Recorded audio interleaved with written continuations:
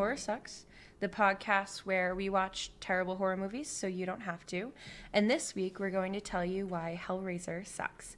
I'm Ashley Atkins, your resident spooky gal. And I'm Carter Rhodes, your resident spooky guy. And if you guys happen to notice we are particularly angry this episode, it's because the audio failed on our first recording and we are redoing it. Yeah, so what happened is we got a new mic, which we're very excited about. It's very fancy. And we were trying to use both mics and do like a 2 input versus both of us just speaking into one mic. But that didn't work so well because our other mic is, I would say, average consumer quality and not quite... podcast quality. Yeah, exactly. So...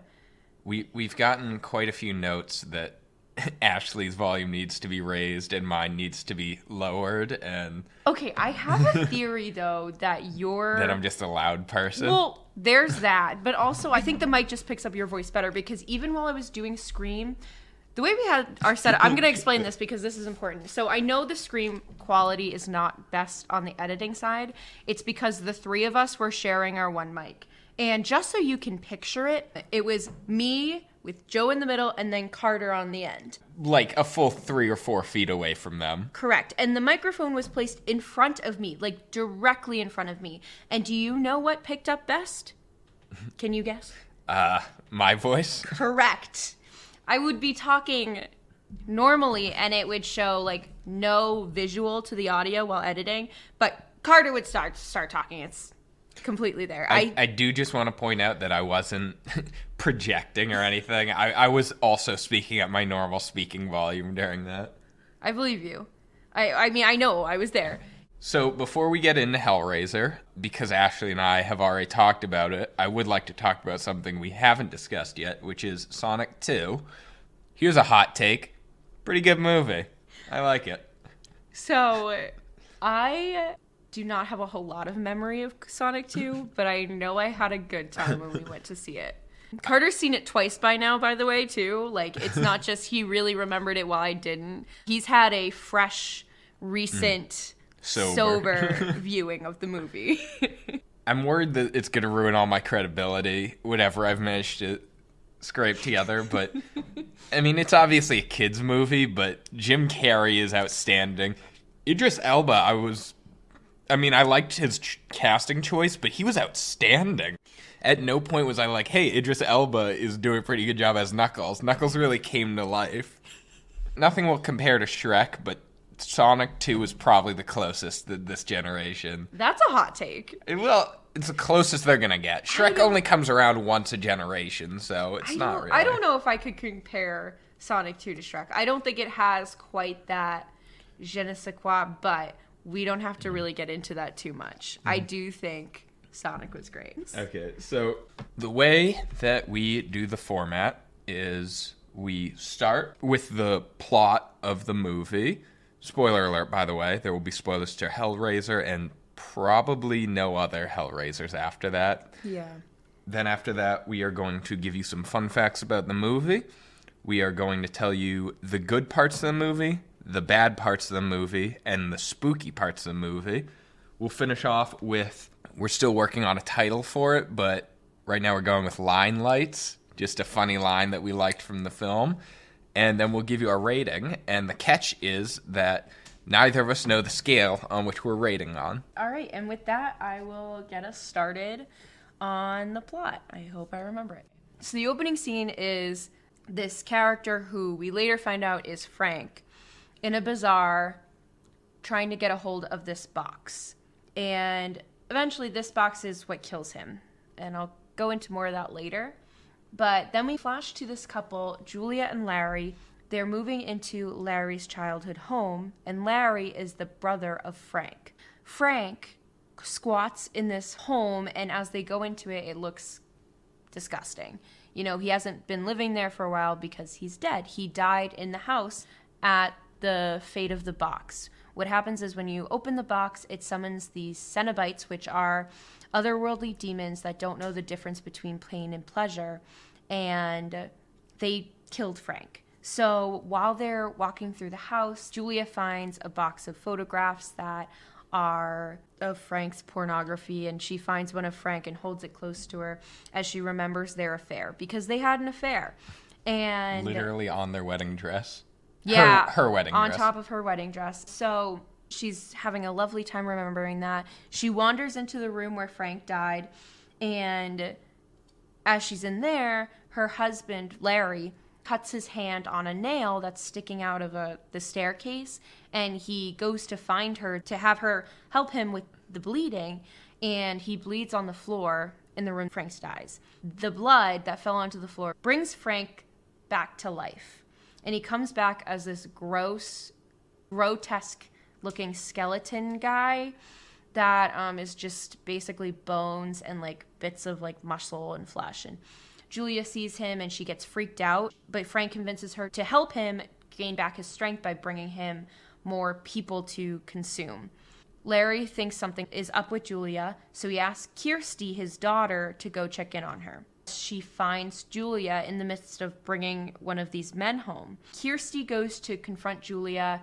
She ends up running into Frank and gets freaked out. She grabs the box and runs. As she's running away, she ends up passing out and wakes up in the hospital. She starts playing with the puzzle box, which summons the Cenobites. And they're like, hey, you're ours now. There's nothing you can do about it. And she's like, wait. I know someone that's escaped. I can show you where he is if you spare me my life. So she brings them back to the house where Frank is. But at this point, he has consumed her father and looks like the father. He's like, oh, Frank's gone. Frank's dead. And then he says his iconic line, which is, come to daddy. And she realizes that that's not her dad, that's Frank. And the Cenobites get him. Then she uses the box to send the Cenobites back where they came from. And that's it. It's kind of a simple plot because it was adapted. And that's a really good transition into the fun facts. The plot is rather simple because it was adapted by one of Clive Barker's short stories, The Hellbound Heart. This was Barker's first feature-length film, and he admitted that the cast was very forgiving of, quotes are his, incompetence. Barker has written Books of Blood, which is a series of horror short story anthologies, and that has just been a goldmine for film adaptations. It's helped make films like Candyman, Lord of Illusions, Book of Blood, Dread, shout out to Shastri, my horror professor, and even an episode of Tales from the Dark Side, and obviously Hellraiser. The film stars Ashley Lawrence as Kirsty. It was Lawrence's first role, although she would later appear in other Hellraiser movies. The movie features Claire Higgins as Julia. She was in Ready Player One and Doctor Who. Sean Chapman and Oliver Smith as Frank, one of which being Monster Frank and the other being Normal Frank. That would hurt my feelings if me and another guy got cast for the same role, and he was Carter and I was Monster Carter. And lastly, it stars Doug Bradley as Pinhead. So the film raised $14.6 million box office against a $1 million budget and spawned 9 sequels. There's a remake being released in 2022, and you bet your ass we're going to watch it. Oh, I can't wait. Clive Barker originally wanted to name the movie Hellbound after his short story, Hellbound Heart, but ultimately they agreed it was a little dark.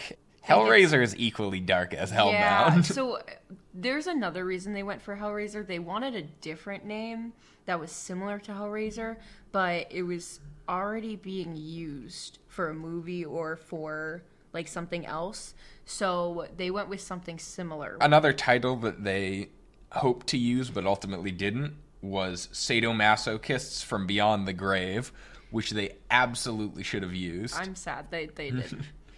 So the box, which is never named in the movie, possibly it's named in later sequels, but it's called the LaMarchand's box. It's a puzzle box that took 8 hours to make, constructed from wood and brass. It was created by special effects designer Simon Sace, and he would create 10 to 15 boxes at one time.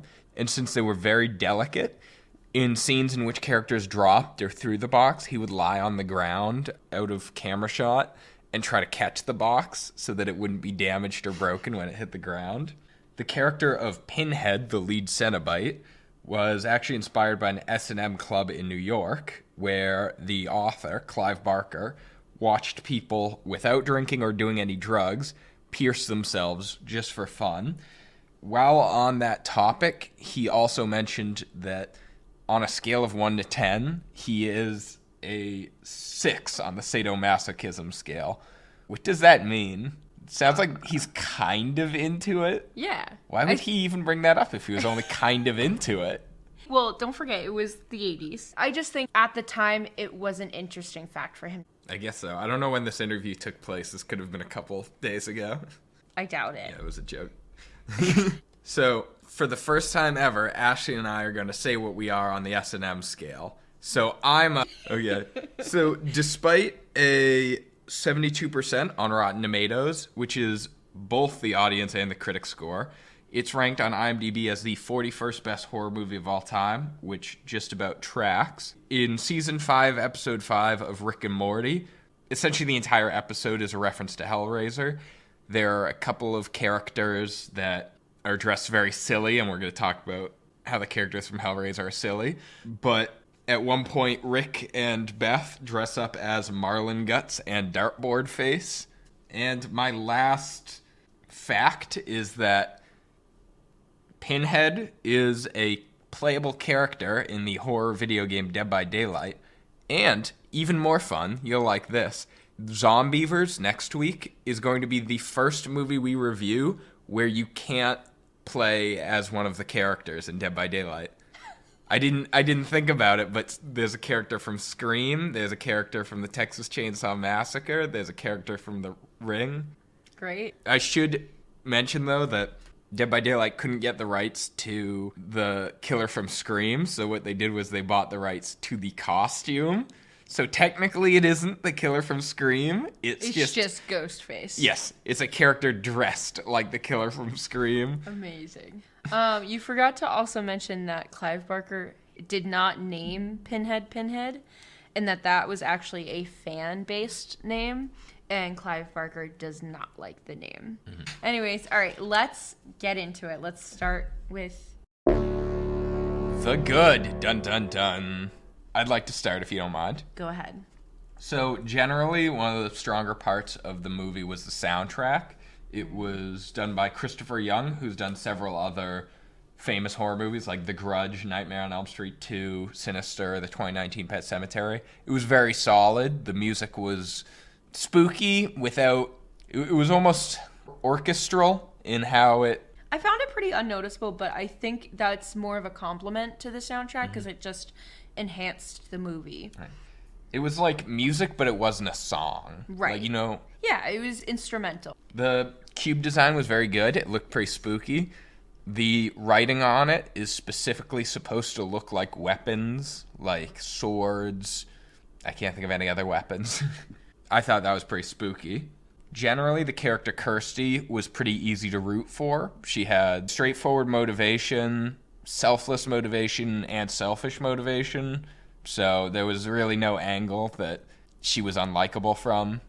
I thought Frank's character was pretty good. I think he had a very good evolution. I think costume-wise and makeup-wise was really, really good. I really loved the transitions of each kind of stage where he's coming back. He's a very problematic character, and he's definitely the villain of the story. But he's got, although weird, very clear motivations. Mm-hmm. Also, my favorite scene, which I think is the best out of all for gore, for anything, was the beating heart underneath the floorboard. So after the blood falls onto the floor kind of soaks up the blood, and then we just kind of get some flashing scenes, but we see a beating heart that's kind of up nestled in the floorboards, and that's basically supposed to be Frank's heart as he comes back to life. So I thought that was a pretty good scene, but that's pretty much all I have. One of my favorite spooky scenes was the nail scene. It was intercut with Julia thinking about having sex with Frank, so it's a very... And you see the nail in the foreground long before Larry reaches it and It cuts was his a good hand. build of tension. Like you said, tension's rising. You knew something bad was going to happen, and he cuts his hand on it in a really gross way. Like It was a really weird way because he just kind of like walks into it. It's not like he like quickly brushed against it. It was very slow digging into this nail. It was kind of... It wasn't like he just got slashed with it, is it? It ripped up the skin. Yeah, it truly punctured him. He bled a lot. I also said that I liked the scene of his body being rebuilt. The homeless guy is a character. I don't think we mentioned it in the plot, but the homeless guy is a character. Just kind of trails after Kirsty throughout the movie, and then at the very end, when she attempts to burn the box, he pulls out of the fire, is engulfed in flames, and he's revealed to be this skeletal bird, which then flies away with the cube, and it's revealed that he's returned it to the guy that Frank bought it from, and the cycle continues. I thought the homeless guy was really good. He was weird, but he wasn't... Yeah. He was ominous, but he wasn't doing anything sketchy. Yeah, he was definitely ominous vibes, I think is the best way to describe it. And enough that he was clearly disconnected from whatever was happening, but connected enough that...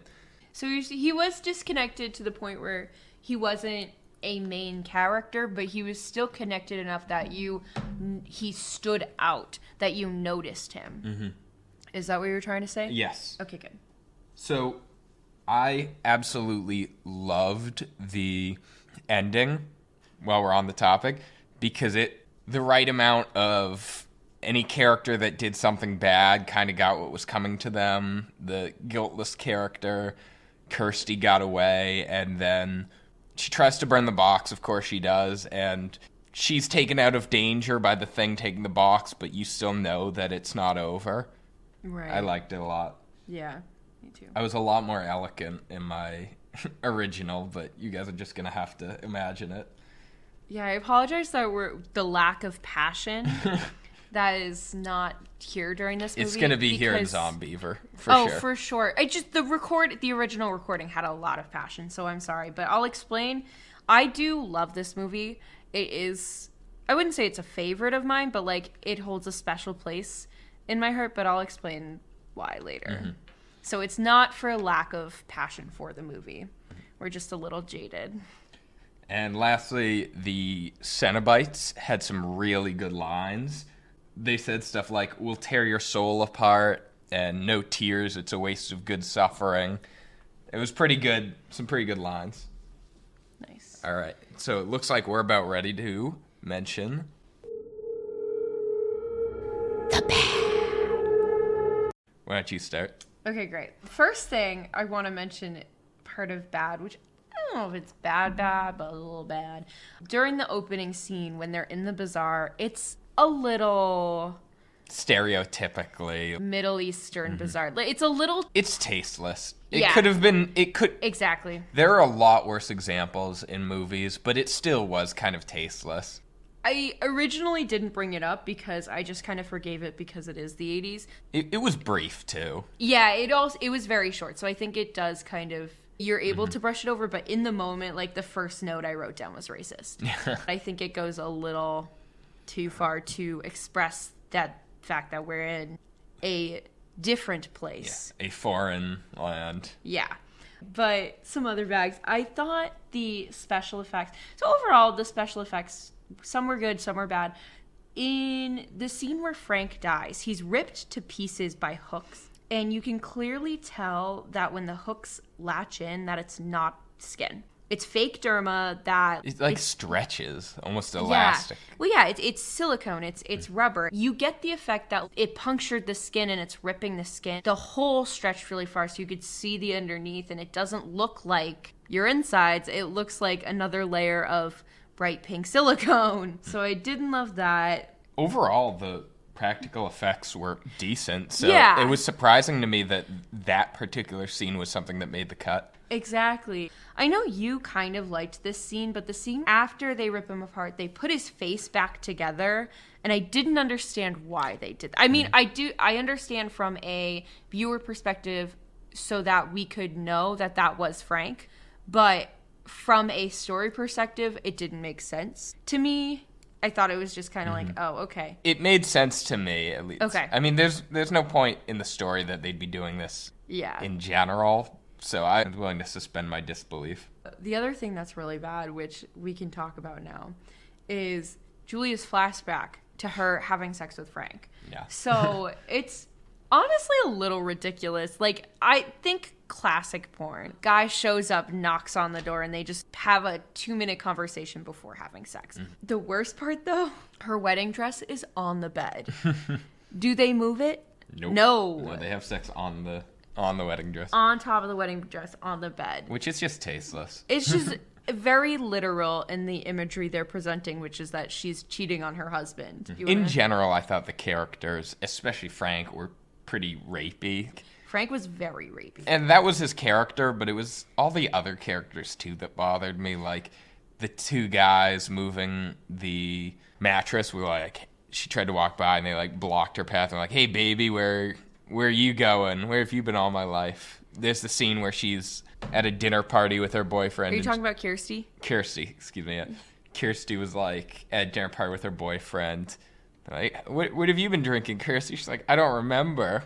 They try to pour more, and she's like, stop, I'll fall down. And he's like, okay, let me pour more. The line was so bad. I don't want any more, or else I won't get up. And he goes, okay, so lie down. Yeah. Something like that. It was awful. I could forgive it just in general, though, because the movie itself is Right. very sexually themed. Oh, yeah. It fits in with the movie. It's just, if I heard someone saying that to someone... It's definitely going to age worse and worse as time goes by. Yeah. They're just going to look even more, like, sinisterly creepy. Yeah, unfortunately, this movie does not age well. It's aged okay, but it's going to get worse as time goes on. Do you want to interject with some? Yeah, I guess so. The dialogue in the beginning is a little clunky. They say weird things like, you really do want to move in here. Like, he would be lying about that. Like, we can be happy here, to really show that they weren't happy elsewhere. It's just very transparent, and I didn't care for it. He also keeps saying that he wants to show the house to Kirsty and that she's going to love this house. Mm-hmm. And then he calls her on the phone and is like, you gotta see this house. You're gonna love this house. It's an average house. Yeah. The stained glass windows were pretty nice, but that's it. At one point, the phone rings, and he goes, what the hell is that? And it's not a weird time for someone to call. It's not the middle of the night, so he's clearly saying, what the hell is that, to the phone ringing. The idea of the pleasure and pain being the same thing is just someone who clearly doesn't understand BDSM trying to explain BDSM. They didn't Google it. It sounds like a game of telephone where the first person described BDSM and it finally got to the last person, and that's what they heard. I was thinking it's like if you asked a Christian mom to describe what they think BDSM looks like. It's like people with all these piercings in their face and they cut up their bodies and they have sex with each other and it hurts, but that's why they like it. I think you're giving the Christian moms too much credit on that one. Yeah, I think you're right. Then there's another scene in which she's having sex with Larry, and Frank, for unclear reasons, decides to barge in. And he doesn't barge in. He creeps in. Yeah. He was already in the room, hiding in the closet. As he walks in, I guess to intimidate her, he has a rat in his hand, and he, saws it open. And it's the stupidest scene I've seen in a long time, where he just, it's pointless. He basically is just showing her a rat. It's nothing that spooky. With a slice in it. Yeah. It's not even sliced in half. It's a little chunky. It's like if you were going to kind of cut off a piece of apple. Some people eat apples weirdly like that. They'll just slice into it and eat that slice. That's basically what it was like. It's like he was peeling off some lamb meat for your shawarma. He had the kebab thing. You just got a slice off the rat. So Frank convincing Julia that she has to heal him so that they can be together again like before was just so awful. Julia's a moron for going along with it. Then there was this weird feather scene. So Kirsty had a weird dream after the dinner party, and it was that she's in this room with a body on a table, which I think is supposed to represent her dead mom, but it's covered in a cloth with blood, and then there are feathers just swirling all around here. There's no context, and it's never explained. Yeah. I hated it. Oh, when Julia doesn't want Larry to go into the room where Frank is, but she stands directly in front of that door, which immediately makes him want to go in there. And me too, and I thought that was a bad move. And then again, in the end, he's being pulled apart by the chains, and it still looks terrible.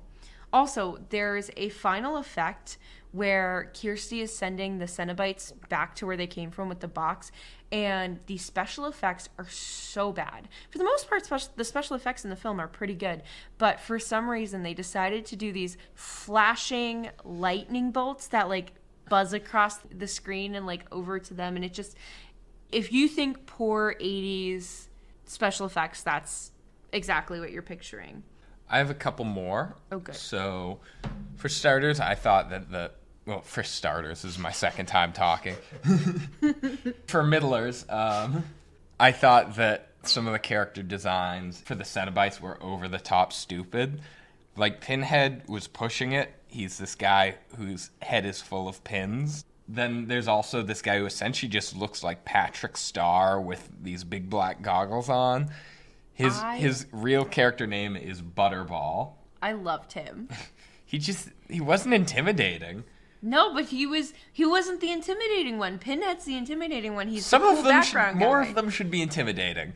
They don't all need to be the scariest guy in the room. It's not but the you can't... vibe. I don't know if you've ever seen the old the early TikToks of the guy who does the vibe check, but for some reason, whenever I see that Cenobite, I always think of him because he passes the vibe check. There's another woman who's seemingly the only thing that's wrong with her is she has a big gash in her throat that's held open with wire. Her character's name, I think, is actually female Cenobite. Sounds about right. And then lastly, there's this guy who's kind of like always got his teeth out because his mouth is pulled back with wire, and his name is the Chatterer.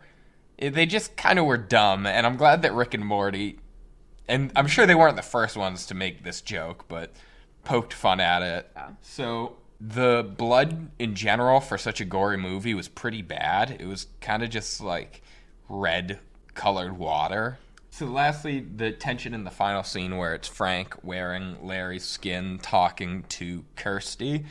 The tension seems to revolve around the audience not knowing that Larry is actually Frank, but they'd previously set up that it was very clear before Kirsty walked in the room, and so there just wasn't any tension. Like when she saw the corpse that was supposed to be Frank, no one thought it was Frank. Everyone knew that it was Larry. Yeah.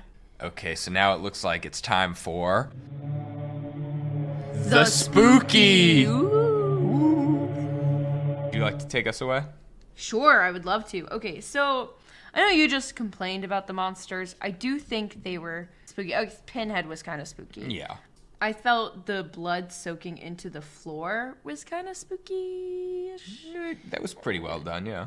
But then once skinless, gross, grotesque Frank just rises out of the floor and crawls towards Julia, I think that was my spooky, and that was like kind of all I have. Okay. So this actually, I have really scraped the bottom of the barrel for movies in the past trying to find spooky stuff.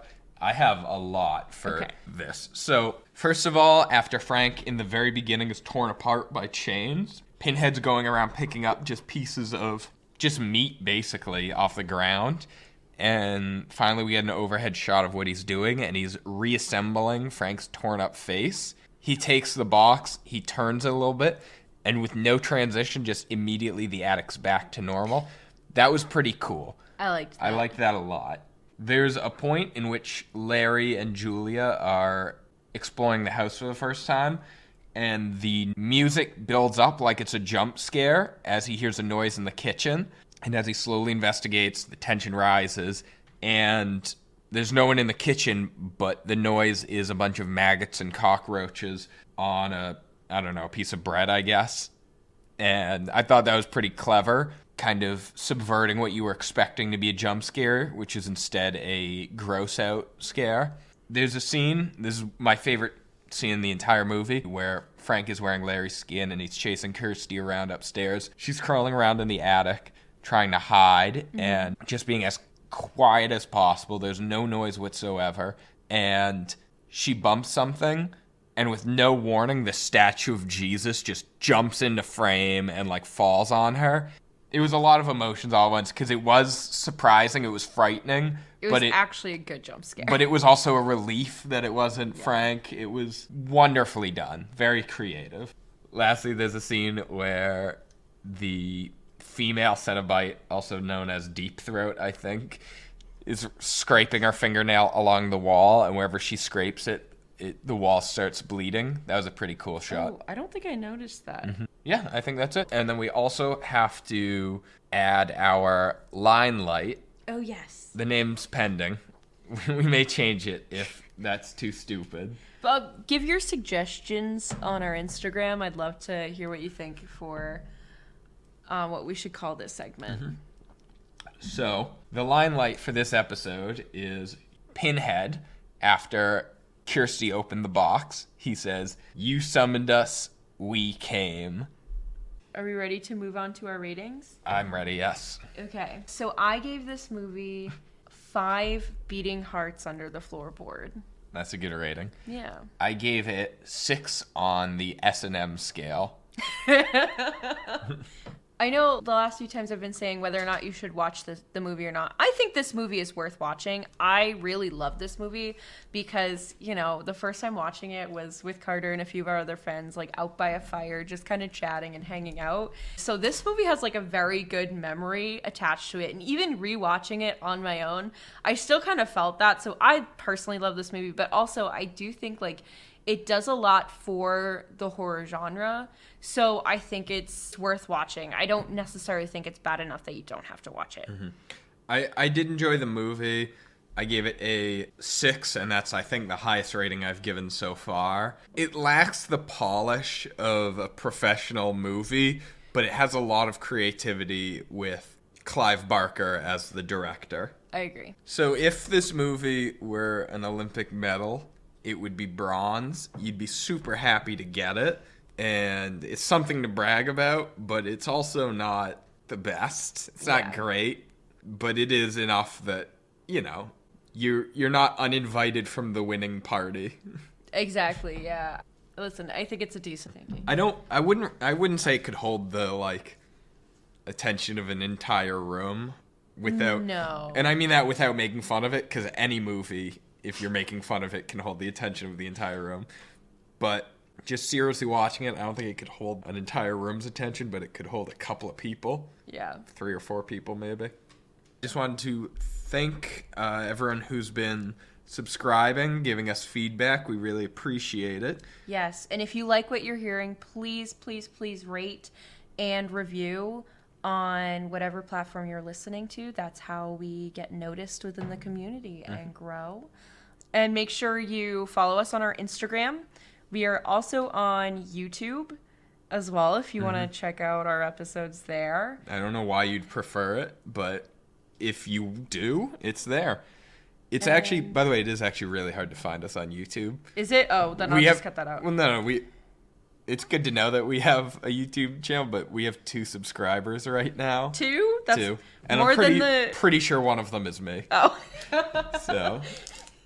I mean, you made it for someone specific, so we can shout out all of shout out who the YouTube is for and the only one listening. So yeah, if you have any recommendations of movies you would like us to do, next week we're going to be doing our first fan recommendation, which is Zombievers. I know we already mentioned that. It's available for free on Tubi and Pluto. It's also available for $4.99 on Apple TV. But yeah. Is that it? Yeah, I think that's it. Awesome. Stay spooky and avoid gluten. Horror Sucks is brought to you by Wild Thing Media. Production is done by Carter Rhodes, and music and editing is done by Ashley Atkins.